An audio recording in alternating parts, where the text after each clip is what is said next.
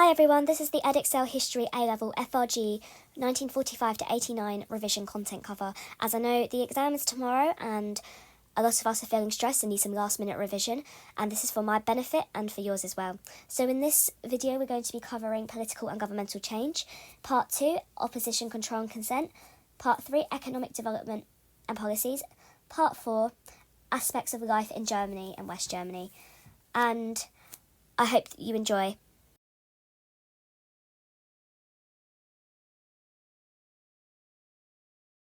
So we have the creation of the FRG 1945 to 49, where political parties were set up in Germany from early June 1945 to allow communication across different zones.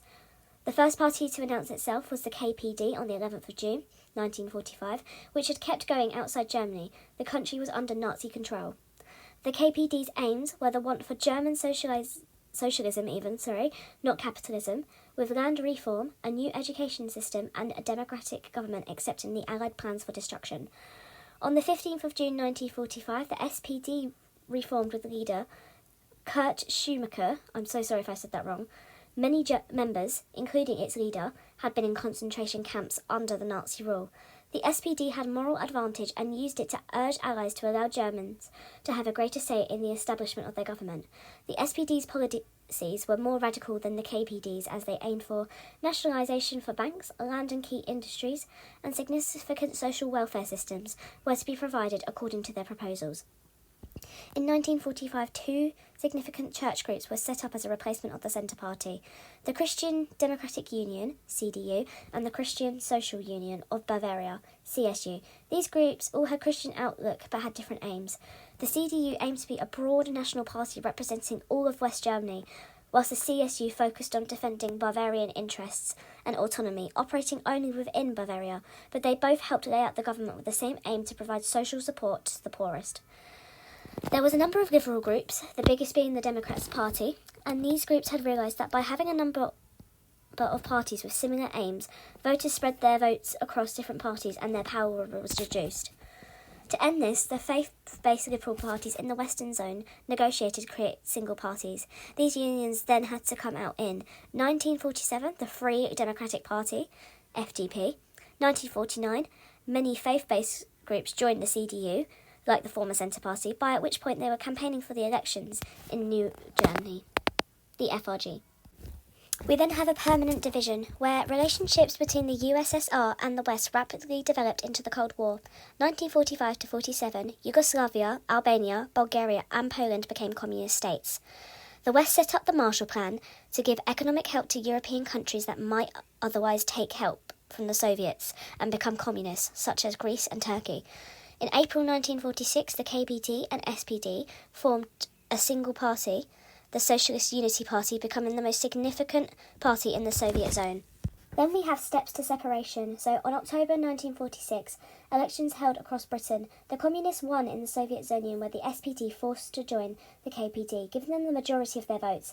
However, they did poor in all other zones, where the KPD and SPD were separated. In 1947, the 29th of May, the USA and Britain wanted unification and tired of waiting for the USSR and France. They unified their zone to form a Bizonia, and on the 14th of June 1947, Soviet Union set up the German Economic Commission in response to the Bizonia.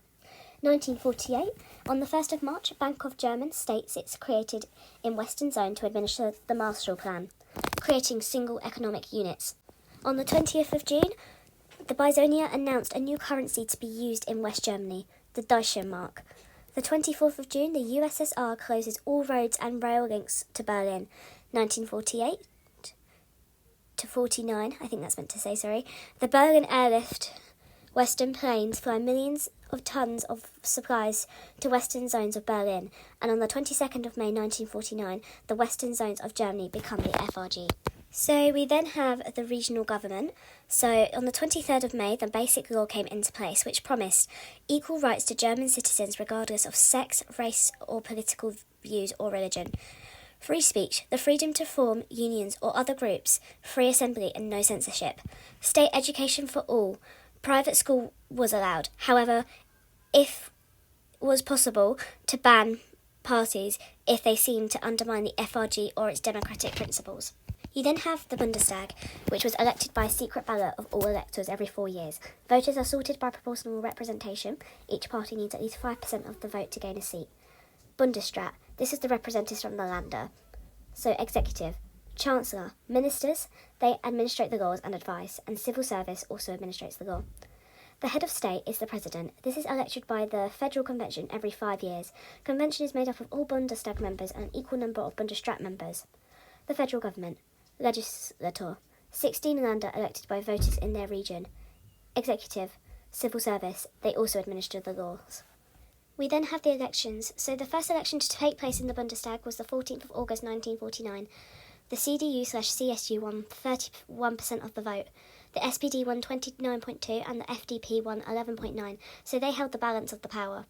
The first Chancellor of the FRG was CDU leader Konrad Adenauer. The USSR responded to the creation of the FRG by setting up the GDR, announcing its constitution on the 7th of October 1949. So on the 1949 January, Comecon happened. This is the Council for Mutual Economic Assistance, set up between the USSR and its satellite states. On the 1950 of September, the GDR joined Comecon.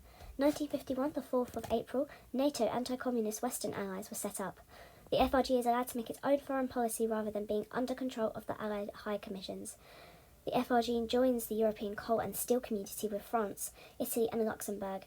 Strung up trade links between these countries. The 7th of October, GDR announces its own constitution and holds elections. On 1955, the 9th of May, the FRG joins NATO and allies withdraw. The FRG is officially self-governing, and the doctrine says that the FRG represents all of Germany in world affairs and will not have diplomatic relations with countries that recognise the GDR as a government. On the 14th of May, the Warsaw Pact of Communist countries is set up to oppose NATO. 1957, the 25th of March, the FRG founder members of the EEC. 1961, the 12th/13th of August, the GDR built the Berlin Wall. Brandt and the SPD protested the next day. It took Adenauer 9 days to respond to the situation, despite many families being stranded on either side of the wall. So this created a bit of opposition to Adenauer. I'm going to apologise for the spelling mistakes on here. I was really tired when creating this and I don't have the energy to go back. So it's supposed to say coalition under Adenauer 1949 to 65. How far did Adenauer create a stable political base for the FRG? So Adenauer was seen as the father of modern Germany because he became Chancellor when West Germany emerged from Western control. His critics were the SPD and the FPD, as they objected to his authoritarian style and forceful management of the Bundestag. Until 1955, he controlled and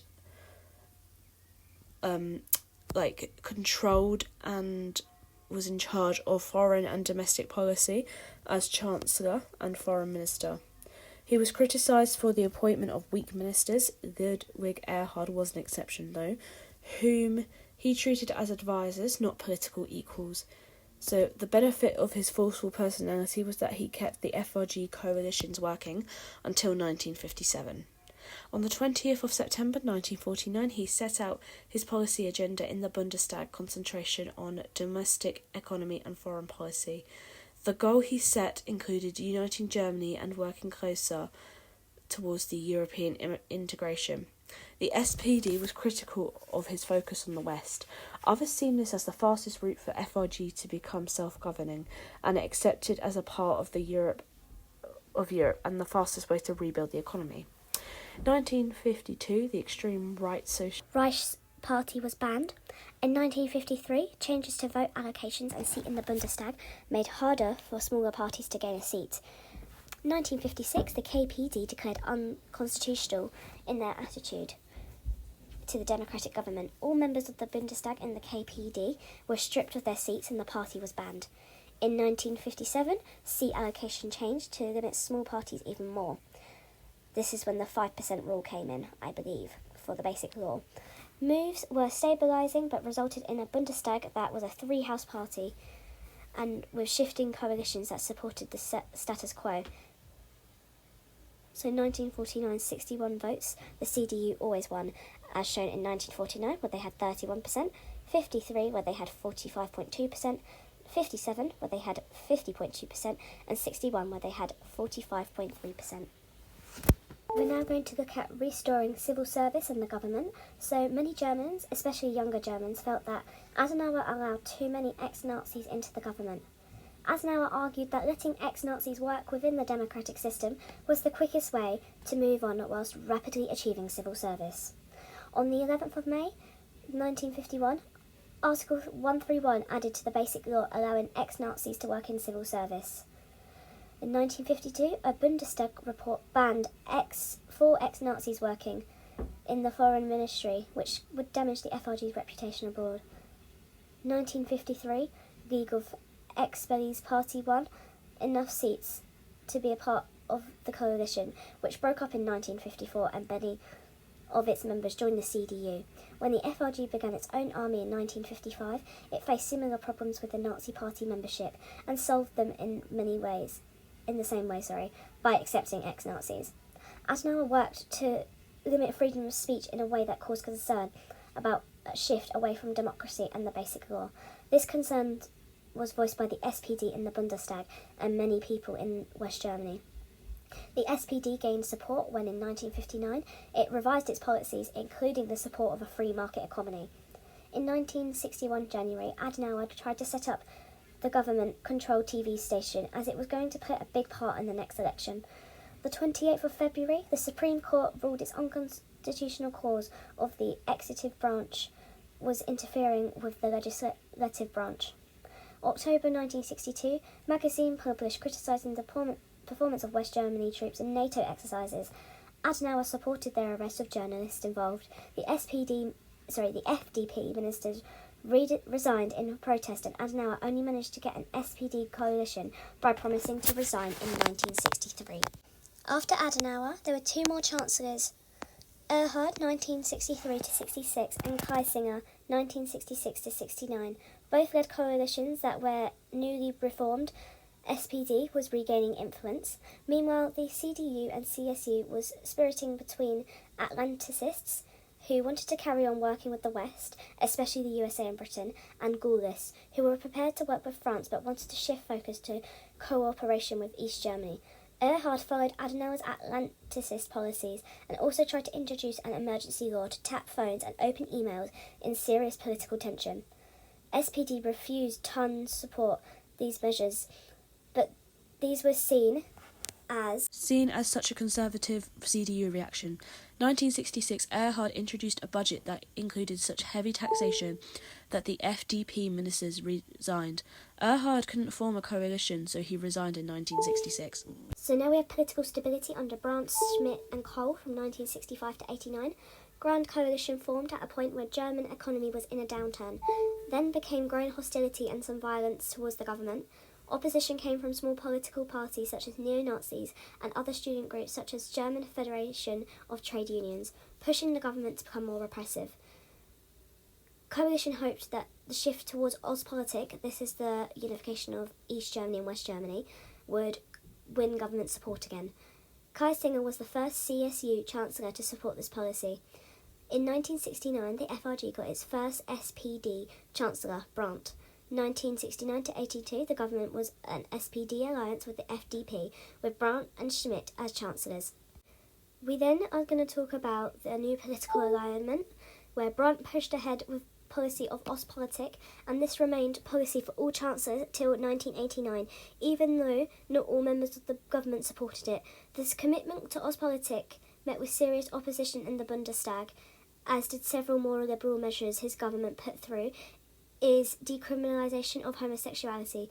The CSU found it hard to accept that they had less political power, as they tried hard to undermine the SPD and FDP coalition. Brandt struggled to survive, so October 1970 the SDP politicians joined the CDU, and on March 1972 several SPD members also joined the CDU. They then forced a constructive vote of no confidence, naming Basel of the CDU a replacement chancellor. The vote failed by 2 votes, which Brandt then responded by calling for an election in 1972. It was a vote of confidence on Brandt and Ostpolitik. It was the highest turnout ever. with the SPD winning the most seats. However, in 1974 it was discovered that one of Brandt's advisors was a GDR spy. Though he knew nothing of this, he chose to resign on the 24th of May 1974. So we now have Schmidt and the challenges of the 1970s. The new SPD Chancellor and faced a period of economic and domestic upheaval. He won the election of 1976 and 1980 mainly because there was no viable CDU candidate, and was cautious about introducing policies that would increase tension in the political aspect. He was accused of adopting economic measures such as high taxes and welfare cuts that made him as conservative as the CSU. He faced growing opposition for his failure to push through economic policies and faced growing opposition from the Green Party.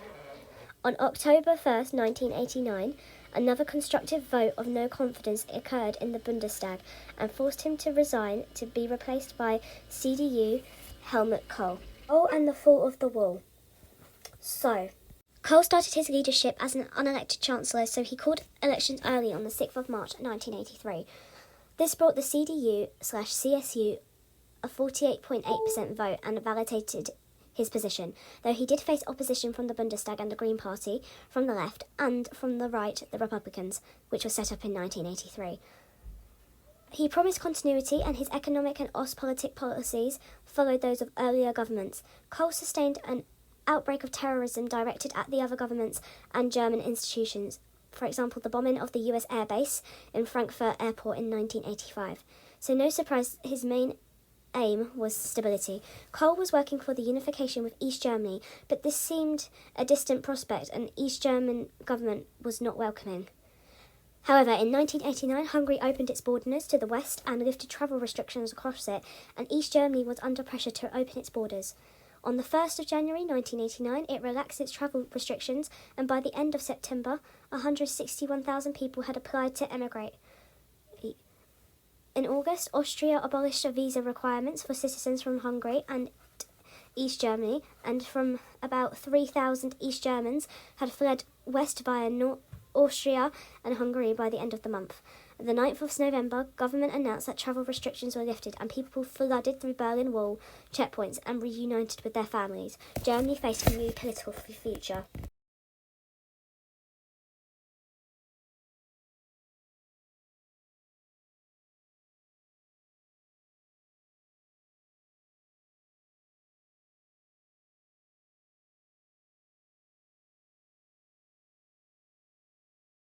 So that's the end of the political change. We're now going to move on to opposition, control and consent.